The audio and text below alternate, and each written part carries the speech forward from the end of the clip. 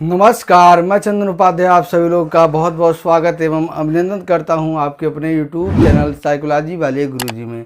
आज की क्लास में हम एमए फर्स्ट ईयर द्वितीय सेमेस्टर मनोविज्ञान पेपर फर्स्ट, जिसका नाम है लैंग्वेज लर्निंग एंड थिंकिंग, उसके अंतर्गत यूनिट फर्स्ट के जिस महत्वपूर्ण टॉपिक के बारे में चर्चा करने वाले हैं वह है संगठक संरचना, जिसको इंग्लिश में कहते हैं constituent structure.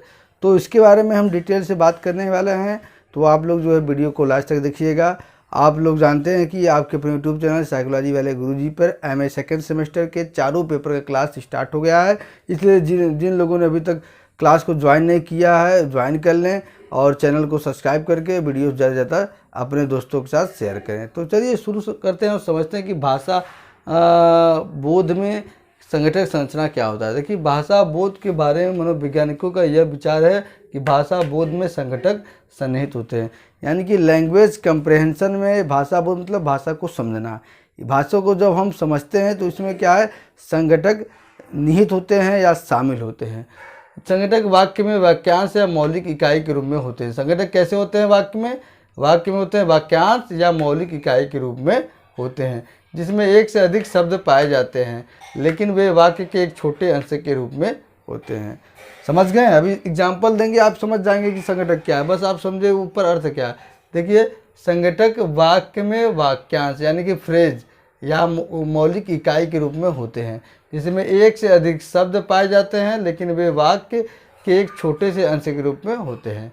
Clark and Clark 1970 का मत है या विचार है कि मोटे तौर पर अगर समान शब्दों में बात किया जाए तो मोटे तौर पर शब्दों के समूह को संगठक कहते हैं। क्या कहते हैं बेटा? शब्दों के समूह को संगठक कहते हैं, जो प्रकार में परिवर्तन हुए बिना तथा शेष वाक्य में विकृति लाए ही केवल एक शब्द प्रतिस्थापित किए जाते हैं। यानी आप समझ जाए कि शब्दों के समूह क्या कहते हैं, संगठक कहते हैं।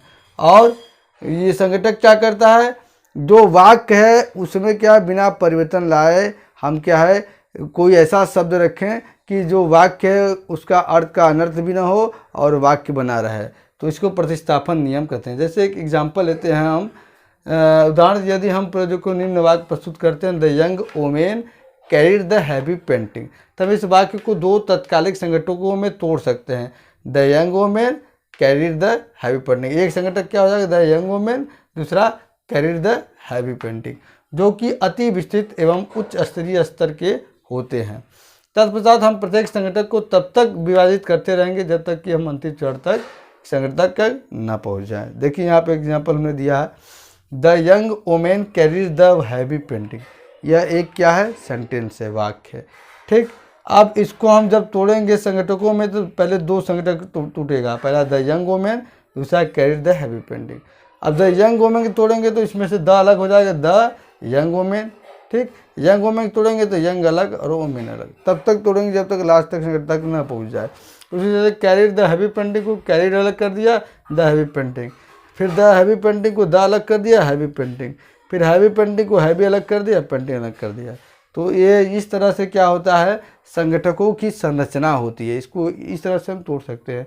अब हम देखेंगे कि क्लार्क एवं क्लार्क 1970 के प्रतिस्थापन नियम का कैसे उपयोग करते हैं। देखिए, जैसे द यंग वोमेन के जहाँ पे हम क्या लिख सकते हैं, शीला लिख सकते हैं, सुशीला लिख सकते हैं, या तो सी लिख सकते हैं।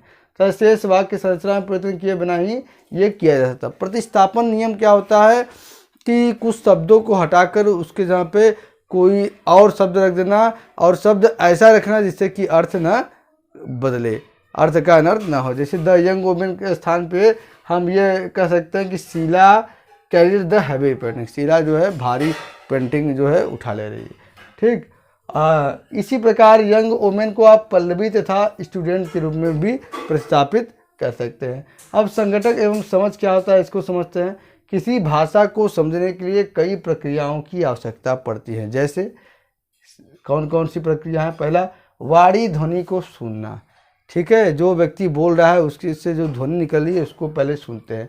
दूसरा, अल्पकालिक स्मृति में वाणी ध्वनि के प्रतिनिधान को संग्रहित करना। ये अल्पकालिक मतलब क्या होता है, शॉर्ट टर्म मेमोरी में उसका जो ध्वनि है वाणी का उसको क्या है, स्टोर करना। फिर अर्थगत स्मृति के में शब्द के अर्थ को जाहिर करना। फिर अर्थगत जो सेमांटिक मेमोरी है उसके द्वारा जो शब्द आ रहे हैं उसके अर्थ को निर्धारित करना। फिर वाणी ध्वनियों के प्रतिनिधानों को संघटकों में संगठित करना। फिर वाणी ध्वनि से जो हमें शब्द प्राप्त हो रहे हैं उसे क्या है, संगठनों में ऑर्गेनाइज करना। फिर संगठनों के अर्थ को निर्धारित किया जाता है। पूरे वाक्य के अर्थ को स्पष्ट करने के लिए संगठनों को संयुक्त किया जाता है। फिर संगठनों के सटीक शब्दों को भूलना तथा सारांश को याद रखना। तो ये संगठक एवं संबंध में 7 जो है प्रोसेस होता है जो आप किसी भी भाषा को समझने के लिए अति आवश्यक होती है। अगला इसमें रहेंगे संगठक संरचना की मनोवैज्ञानिक यथार्थता क्या होती है। तो देखिए मार्टिन 1970 ने यह निष्कर्ष प्राप्त किया कि कुछ शब्दों में ऐसी प्रबल प्रवृत्ति पाई जाती है जिसकी वे किसी शब्द विशेष के संदर्भ में भी घटित होते हैं। उस शब्दों के प्रस्तुत होने पर प्रबल साहित्य शब्द ही घटित होते हैं। कहने की ये तात्पर्य है कि कुछ शब्द ऐसे होते हैं जब वो आप उनका नाम लेंगे तो उससे जो शब्द जुड़े होते हैं वो अपने आप आपके दिमाग में आ जाएंगे या अपने आप ऊपर। जैसे आप आगरा कहेंगे तो आगरा से साचरित तुरंत आपके दिमाग में ताजमहल आ जाएगा। दिल्ली कहेंगे लाल किला आ जाएगा। तो यही करा है कि ये भाषा की जो संगठक संरचना होती है उसके कारण ये ऐसा होता है। अगला संगठनों के तादात्म्यकरण का उपदेश, यानी कि जो व्यक्ति भाषा को समझता है, जो श्रोता होता है, वाणी ध्वनि मान लीजिए कोई बोल रहा है, ठीक है, और दूसरा व्यक्ति सुन रहा है, तो सुनने वाला क्या होता है, जो बोल रहा है उसके जो शब्दों को वो ग्रहण करता है, तो ग्रहण करने के बाद उसको कई खंडों में विभाजित करके उसका अर्थ समझता है, फिर उसके बाद उसको जवाब देता है। तो इस तरह से देखा आपने कि आज की क्लास में हमें फर्स्ट ईयर द्वितीय सेमेस्टर मनोविज्ञान पेपर फर्स्ट के यूनिट फर्स्ट के संगठक संरचना टॉपिक पर बात किया। इसके बारे में हमने समझाया आपको। अगली क्लास में हम आपके MA first year second semester से संबंधित किसी अन्य टॉपिक के बारे में बात करेंगे। आज की क्लास में इतना ही, मिलते हैं हम अपने अगले क्लास में। तब तक के लिए आपका बहुत बहुत धन्यवाद।